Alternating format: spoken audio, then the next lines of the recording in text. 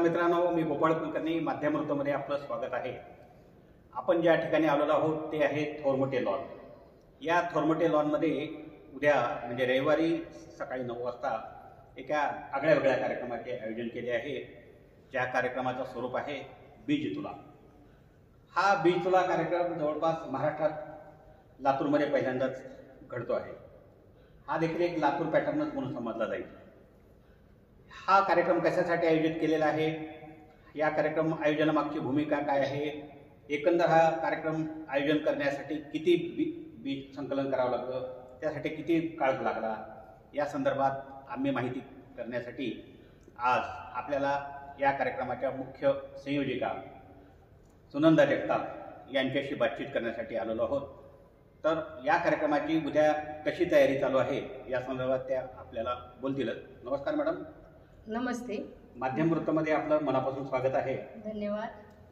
तर हे बीज तुला कार्यक्रम आयोजनामागची भूमिका तुमची काय? हे बीज तुला कार्यक्रम जो करायचा आहे तो एक आपण आपल्या ज्येष्ठांना किंवा आपल्या पालकांना त्यांची एक उतराई, आपल्यावर जे उपकार केलेले आहेत, आपल्याला जे शिकवलेलं आहे, आपल्याला चांगलं वागणं किंवा जे काही करायचं माणूस म्हणून जगायला जे शिकवलं, तर त्या उपकाराची अंशतः उतराई करणं आहे.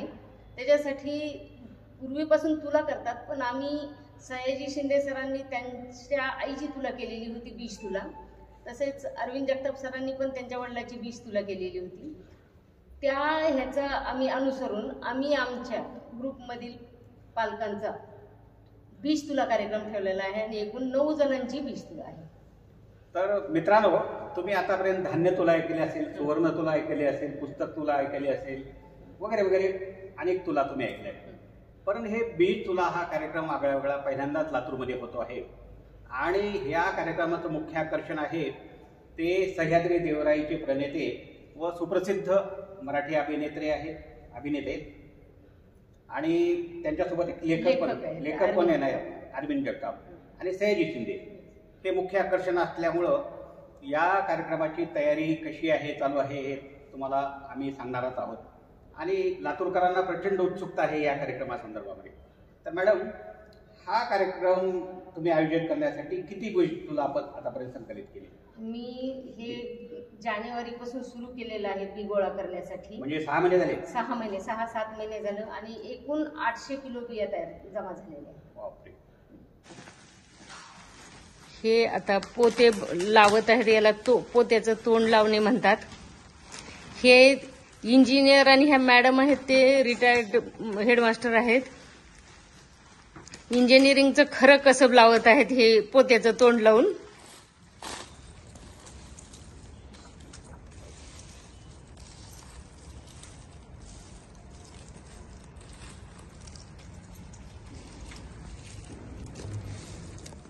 कोणत्या कोणत्या प्रकारचे आहेत? या जवळपास 50 प्रकारच्या बिया आहेत. त्यातल्या मेन सांगेन मी.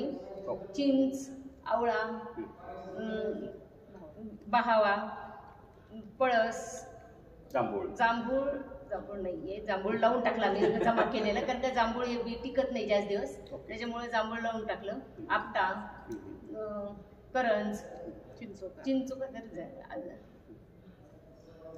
बहावा, अर्जुन, म्हणजे हादगा, फुलं आणि फळं, हो, मोठे होणारे देशी वृक्ष.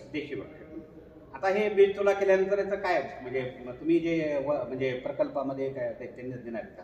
हा, आम्ही ह्या जी बिया गोळा केलेल्या आहेत, सह्याद्री देवराई जे सयाजी शिंदे चालवतात, त्यांनी चला सावली पेरूया एक त्यांचा उपक्रम आहे, तो महाराष्ट्रभर चालू करणार आहेत आणि आम्ही त्याच्यासाठी जे सातारा सांगली त्यांनी आता ह्या महिन्यात घेणार आहेत, त्याच्यासाठी आम्ही ह्या बिया देणार आहोत. म्हणजे त्यांनी ते तिथं त्या ठिकाणी त्यांच्या त्यांच्याकडे घेऊन जाणार आहे, घेऊन हे करणार.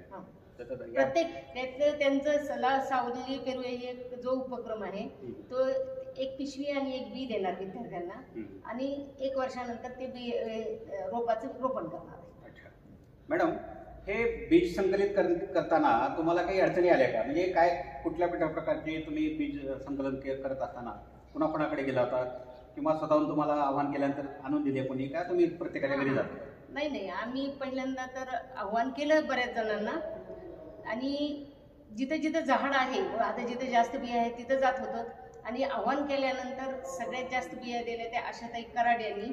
त्यांनी भावाच्या आणि सगळ्या मिळून जवळपास 125 किलो बिया दिल्या आम्हाला. आणि बऱ्याच जणांनी थोडेफार प्रमाणात दिले, आणखी 5-6 लोकांनी दिले, पण जास्तीत जास्त आशाताई ह्या आहेत आशाताई कराड यांनी आम्हाला 125 किलो बिया दिलेल्या आहेत. कसं तुम्ही कुठलं संकलित केलं आहे? आवड आहे मला पण खूप झाडं फुलं फळांची. मॅडमसाठी मला निरोप मिळाला. आमची ओळख पल्लवी साळवे मॅडम थ्रू झाली आणि बिया गोळाचं त्याचं काम चालू आहे कळलं. मग सुरुवात केली सगळ्यांना, प्रत्येकाला सांगायचं की चिंचोक्याच्या बिया दे, पुन्हा हिंगण असतं ना, हिंगण, भावा, हदगा, सगळे देशी आणि उपयोगात येणारे वृक्ष तयार होणारे अशा बिया गोळा करण्याचा प्रयत्न केला. मॅडम एवढं नाही पण थोडासा प्रयत्न केला. काय करता तुम्ही? मी शिक्षिका आहे. कोणत्या ह्याच्यात? श्री सरस्वती विद्यालय रामेश्वर. अच्छा, म्हणजे MIT. तर मॅडम तुम्हाला या बीज संकलनामध्ये कोणाकोणाचं सहकार्य लाभलं तुम्हाला आतापर्यंत? ह्याच्यात सहकार्य सगळे वृक्ष प्रतिष्ठान जो ग्रुप आहे या सगळ्या ग्रुपचं सहकार्य आहे. म्हणजे हे वृक्ष प्रतिष्ठान तुम्ही पहाटे भल्या पहाटे उठून काम करता गेल्या अभ्यासपणे कित्येक वर्षापूर्वी तेच ना? तेच वृक्ष. आणि ही बीज तुला जी होत आहे ती वृक्ष प्रतिष्ठानकडूनच होत आहे. अच्छा. मॅडम नुकत्याच शासकीय सेवेतनं निवृत्त झालेले आहेत आणि सामाजिक कार्याची त्यांना प्रचंड आवड आहे. आणि त्यांचे पती हे डॉक्टर अजय जगताप हे आमचे स्नेही आहेत आणि ते शास्त्रीय संगीताचे एकदम जबरदस्त चाहते आहेत. आणि एक त्यांच्या घरामध्ये एक सामाजिक वसाच आहे आणि वेगळे पण ते समाजाला देण्याचा सतत हे कुटुंब प्रयत्न करीत असतं.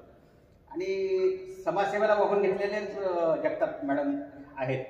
त्या भल्या पहाटे वृक्ष लागवडीपासून वृक्ष संगोपन करण्यापासून ते वृक्षाचा प्रचार करण्यापर्यंत वेगवेगळे कार्यक्रम घेत आहेत. तर तो अनुभव कसा आहे तुमचा? अनुभव तर छानच आहे. आम्ही लोकांना जागृती व्हावी म्हणजे वृक्षाबद्दल किंवा आपल्या पर्यावरणाबद्दल, पर्यावरणाचा ऱ्हास जो होत आहे त्याच्याबद्दल जागृती व्हावी म्हणून आम्ही दरवर्षी गणपती पण झाडाचाच बसवतो. हो, आम्ही ते दाखवतो. पुन्हा महालक्ष्म्या पण झाडाच्याच असतात. आणि हे झाडं नंतर लावतो. बऱ्याच ठिकाणी शाळेत पण आम्ही 10-20 शाळेत बिया दिलेल्या आहेत. बिया पिशव्या देऊन त्यांना मुलांना ह्याच्यात इंटरेस्ट निर्माण व्हावा यासाठी प्रयत्न करत आहोत. आता या तुमच्या कार्यक्रमामध्ये शालेय विद्यार्थ्यांपासून ते कोण कोण येणार आहे?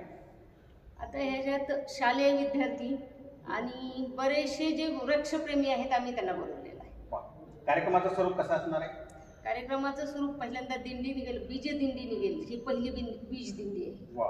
त्याचा मार्ग गेट पासून, कारण का मुलं आहेत, लहान मुलं, रोडवर त्यांना इथं हायवे आहे त्याच्यामुळे त्रास होतो. त्याच्यामुळे आम्ही मेन रोड पासून इथपर्यंतच काढायलो.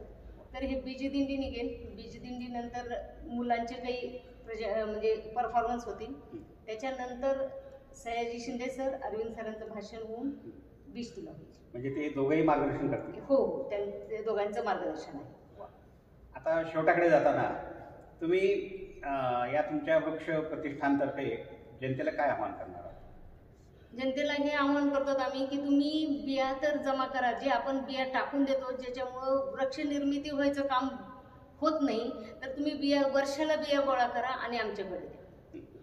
म्हणजे आपण घरामध्ये वेगवेगळे फळं खातो. हो. उदाहरणार्थ सीताफळ असेल, रामफळ असेल, जांभूळ असेल, त्याच्या बिया घरात आपण ते तर असतं. फेकून न देता ते एकत्र करा. त्या मॅडम संकलित करतील आणि त्याचा उपयोग होईल. दुसरी गोष्ट, चिंच फोडतात घरात, चिंचोक्या फेकून देतात, ते फेकू नका. बरोबर आहे. हा, ते आमच्याकडे जमा करा. पोया जमा करा, आंब्याच्या पोया जमा करा. म्हणजे जे काही बिया घरातून आपण टाकून देतो ते टाकू नका, आमच्याकडे. आभारी आहे. धन्यवाद. धन्यवाद. या आहेत अरुणा देवेगावकर मॅडम. सुप्रसिद्ध लेखिका आहेत, समाजसेविका पण त्या प्रसिद्ध आहेत. तर त्यांना या निमित्तानं काय सांगायचं आहे ते मनोगत आपलं व्यक्त करणार आहे. नमस्कार. माझी मैत्रीण सुनंदा जगताप ही मागील काही वर्षापासून वृक्ष संवर्धनाचं काम करत आहे आणि तिला अशा वेगवेगळ्या भन्नाट कल्पना सुचतात. जसं की झाडाचा गणपती बसवणं, महालक्ष्म्या झाडांच्या बसवणं आणि सामाजिक कार्यात पण ती अग्रेसर असते आणि समाजाला आपल्याकडनं काय देता येईल याचा ती सतत विचार करत असते. आणि त्या झाडांमध्ये जे काम करते त्याच्यामुळे मी तिला हिरव्या हाताची बाई अशी उपाधी दिली आहे. बरोबर आहे. आम्ही सोशल मीडियावर वाचलं. कारण हिरव्या हाताची बाई म्हणजे कसं, फक्त ती झाड लावत नाही, त्या झाडाचं संगोपन करणं, त्याचा प्रचार करणं आणि मुलांमध्ये जागृती निर्माण करणं हे सगळ्यात महत्त्वाचं, कारण भावी पिढी जर याच्यामध्ये सजग होत असेल तर ते फार पर्यावरणाच्या दृष्टीने महत्त्वाचं आहे आणि हे काम ती खूप मनापासून करते. आणि तिने जेव्हा नाही नुसतं करते असं म्हणू नका, तुम्ही त्याच्या खांद्याला खांदा लावून तुम्ही देखील नाही आम्ही फक्त करता. तिला सपोर्ट करू Support शकतो. करता. सकाळी तिच्या इतकी मेहनत आम्ही नाही करू शकत, कारण हे काम इतकं सोपं नाही. आपण एक दिवस झाड लावायचं नाटक करू शकतो किंवा फोटो बिटो काढू शकतो, पण ह्या कुठलीही अपेक्षा न ठेवता जे अहोरात्र त्याच्या मागे ध्यास जो असतो, एखाद्या कुठलीही गोष्ट पूर्णत्वाला यायची म्हणतात तर त्याच्या मागे ध्यास असावा चिकाटी लागतो, लागते. तसा ध्यास तिच्यामध्ये आहे. आम्ही फक्त तिला सपोर्ट करू शकतो, तिला छोटीशी मदत करू शकतो, पण ते जे काम करणं आहे ते तीच करू झाले. दिवेगावकर मॅडम ह्या आमच्या मार्गदर्शिका आहेत आणि त्या आम्हाला वेगवेगळे असे उपक्रम कसे लातूरमध्ये चालतात त्याच्या सूचना करतात आम्हाला, आणि त्यांच्या सूचनेवरूनच आम्ही तो झाडाचा गणपती आणि महालक्ष्मी ज्या होत्या त्याचे व्हिडिओ देखील आम्ही आमच्या चॅनलवर दाखवलेले आहेत. धन्यवाद मॅडम, आपण वेळाचा वेळ काढून मनोगत व्यक्त केलं. मित्रांनो, आता खरी प्रतीक्षा आहे त्या उद्याच्या बीज तुला कार्यक्रमाची. तोपर्यंत तुम्हाला प्रतीक्षा करावी लागेल. आम्ही तुम्हाला या बीज तुला कार्यक्रमाचा वृत्तांत दाखवणार आहोत. चला, मी गोपाळ कुलकर्णी, माध्यम वृत्तसेवा, कॅमेरामन विशाल लांडगेसह.